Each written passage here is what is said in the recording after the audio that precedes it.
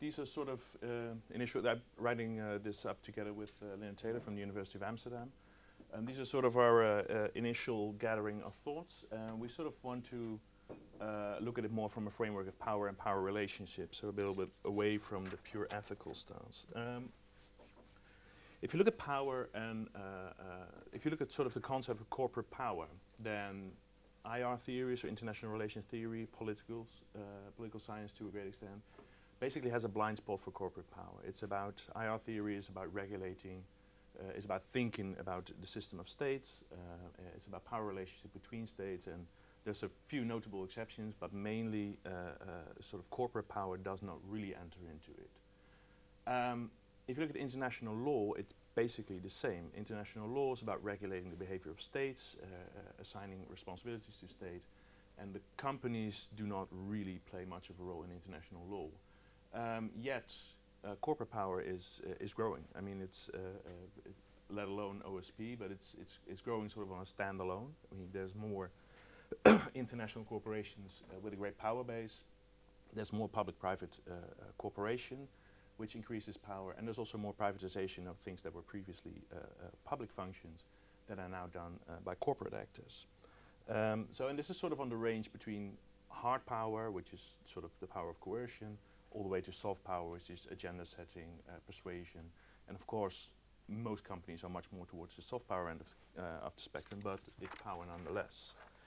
If we turn to OSPs, Bruce Schneier always liked that idea he has. He says we basically live in an age of digital feudalism. So we're all the serfs, and we live under the rule of states, but we also increasingly live under the rule of big online service providers who de facto regulate how much privacy we have in practice, who de facto regulate how much access and ownership we have of our data, how secure that data is when it travels over the web. So they're massively important in the way they organize this. And we have the comfort of their services, but we exchange something for it, and that's this protection.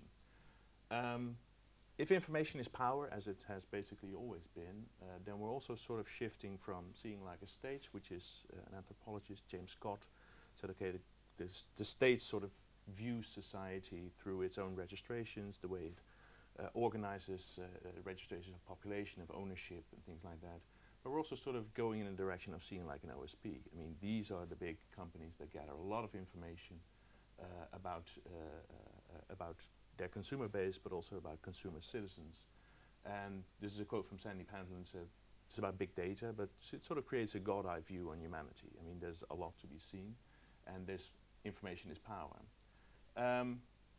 It's also laying out a digital infrastructure for communication, for identification, sometimes population management. That goes for many countries, but especially it goes in developing countries where sort of the seeing like a state aspect is relatively weak, and then OSPs have a firmer position in terms of information about the population. Also OSP power, and I heard the word before today, is sometimes it aligns with government power, and sometimes it's in opposition with government power. It's not always the same thing, and it also depends whether it's the host country basically, or the home country where the company comes from. I'm going to very briefly go through 3 cases of sort of corporate power, just 3 cases. I think everybody knows them very well, so I'll try to be as brief as possible. So Google in China, OSPs after the Snowden revelations, and Facebook in Africa. So we all know the story. Google entering the Chinese mainland market after sort of first having a toe in and then going in fully, in search of a market share of the search market in China, but doing that at the price of compliance with censorship regulations in China. I think it was sort of a mix of disappointing results in the search market there, and then sort of the issue of what they call the Google hack. And what's interesting is about this that the Google hack had, there was something about the source code, but there was also something about hacking Gmail accounts of dissidents. And the confrontation that sort of resulted from which ultimately resulted in the exit from mainland China, was very much a political confrontation. It was much more a political confrontation than it was sort of a business dispute, I think. And I think that has a lot to do with sort of the branding of Google. It's already been talked about, the don't be evil maxim. They dropped it for Alphabet, I hear, but I think it's still in for Google. But you probably know this, but yeah, it's still in for Google, but it's dropped for Alphabet. Alphabet is just obey the law, I think. So you brand your company in terms of a don't be evil sentence, but you also have your obligation to have maximize profit and gain a market share. So that sort of brings you in a more difficult position than another company might be. It also, and this is sort of where it aligned with political power, it was also about branding America. This was the time when Hillary Clinton was talking a lot about internet freedom. She wanted to sort of exert soft power through their corporation to say, okay, it should be, human rights should be a brand of American companies. And that sort of upped the debate also into a diplomatic dispute between China and the USA. So there is a relationship between ethical branding and fundamental rights. For example, in the hearings in the Senate, Microsoft, who did not have an ethical branding, basically said, okay, everybody who takes the moral high ground puts itself at a competitive disadvantage. And that's something Google couldn't say because of the way they framed themselves. So there's a relationship between ethical branding and reputational damage. The other is the NSA and the post-Snowden pushback, as I would call it. Well, upstream and downstream, so basically do both. This was the NSA maxim, so you tap in directly into the servers of the big OSPs and you try to intercept traffic circulating. And there's a lot of debate, and I'm sure that debate will continue, about how much did these big OSPs know, what did they know, what did they not know, and how much upfront were they. And there's a lot of reputational damage in this happening that especially for those companies that thrive on reputation and need reputation to maintain their consumer base. There was also, in the first line of defense that the United States government took, there was this massive mismatch between sort of the domestic political argument and the argument that global corporations did. So this was Obama sitting at Jay Leno and say, there's no problem, we're not spying on Americans, we don't have a domestic spying problem, which of course is a huge mismatch for OSPs that operate on a global market and need market share everywhere. And this is by virtue of Zuckerberg saying, okay, this is not a line of reasoning we can use. So it's basically politics getting in the way of global business. So that sort of set off some, what I would call sort of corporate counterpower, sort of a pushback. Maria Rosario talked about the anti-surveillance union, and that could go on here as well. There's a push for transparency reporting, but that's very limited. I think the biggest pushback is actually the increase of cryptography on data traffic, which sort of researched the crypto wars of the 90s, because as soon as this was announced, there would be DCHQ and FBI saying you can't do that because we need access and you're helping the powers of evil, basically. But I think that sort of balances things out because it ups the cost for surveillance, so they need to be more critical about what they can and can't do. And there's also legal battles, which are interesting. The Microsoft case Ireland's probably well known, but it's basically the United States government says, okay, Microsoft is an American company, so data it holds everywhere can be subpoenaed by the American government. Microsoft arguing the case, no, our European data is located on a server in Ireland, so it falls under Irish law and you can't have it. And this is sort of companies pushing back and that being the unlikely champions of our privacy, but this is a pushback which is a mix of a lot of things. It's about maintaining their position, it's about maintaining integrity, it's about keeping consumer base, so there's a lot of things mixed in there. Very shortly, also Facebook in Africa. This is about Facebook's internet.org, it's renamed now, and the Facebook Zero. Facebook very much sort of taking the moral ground of sort of developing aims, connecting the world to the internet, being a development actor basically.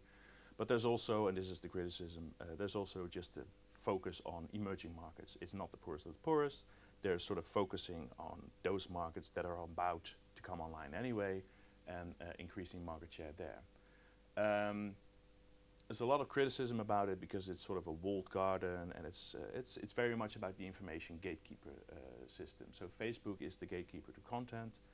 I think it's been said hardest by the Electronic frontier.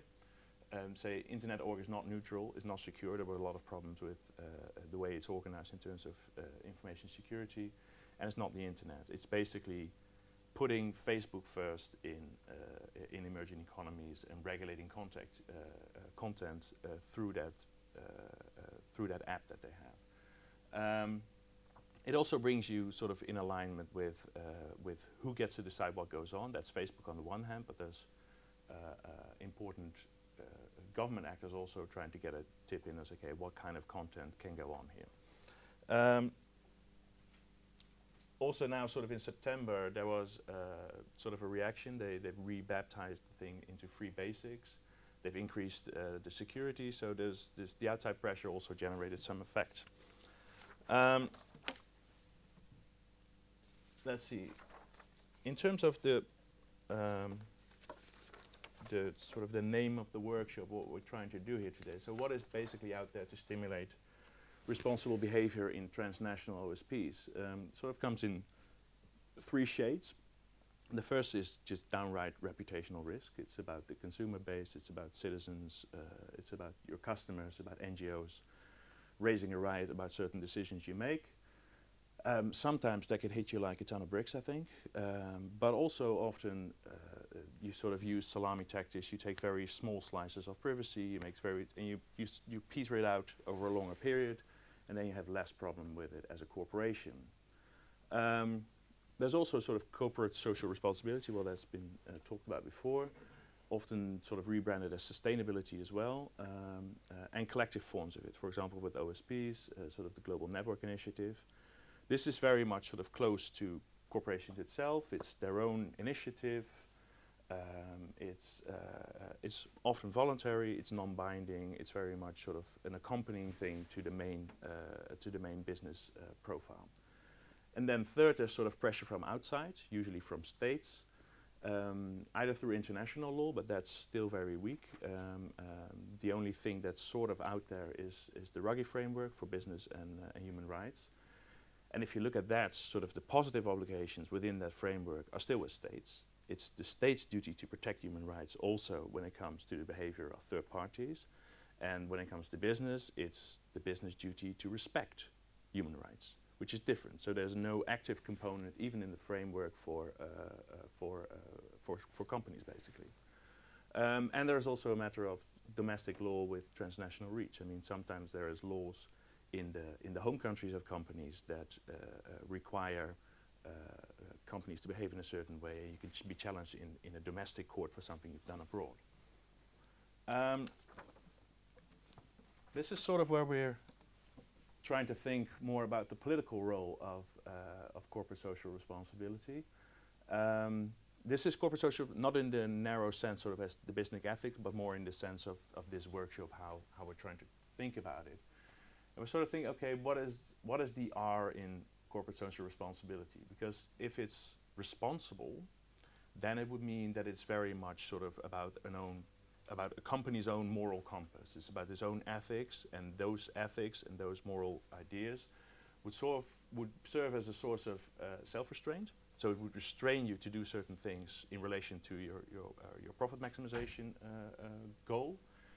And also a source of defiance, so either challenging home country rule or host country rule. So that would mean if it's responsible. If it's responsive, we're much more sort of in the realm of accountability, and then it's much more we rely on external frameworks as a source of restraint on corporate behavior. And that can be sort of informal, can be political pressure, can be pressure from the citizens and consumers, and it can be legal, but as we've seen, that's quite weak. And while we were at it, we thought we could also just exchange the S for a P. So what would happen if we would sort of recognize the fact that corporate actors are power players? They're actual power players, because they sort of operate a space in many countries sort of between a state and a company. It's a firm in the sense that it has business goals and it needs to maximize profit, but if Twitter decides yes or no to terminate services during riots in Egypt, that's not a corporate decision. That's a state-like decision. It's a decision that has political consequences. So it's very much at some points in the process, they take on a political role, which should also entail a form of political responsibility. And I think you see it in some places where sort of companies push back. So you see power and counterpower, for example, against the United States right now, in terms of the surveillance. This is the last slide. Well, previous to last. It would also mean that you sort of change from a corporate lobby relationship to a much more diplomatic relationship. Corporate lobby is there. I mean, I think Google, as of the first quarter of this year, is the biggest lobbying party in the United States, lobbying government. But a diplomatic relationship, I tell this to people in policy a lot, is not the same as being on the receiving end of a lobby campaign. It's about setting your own agenda and trying to figure out what that is. And the other thing is, if it's political responsiveness, then we need to think about what kind of regulatory frameworks would be suitable for the actual OSP reality in which they function. And right now we don't really have that. So to a certain extent, it would be, from a state perspective, increasing the shadow of hierarchy.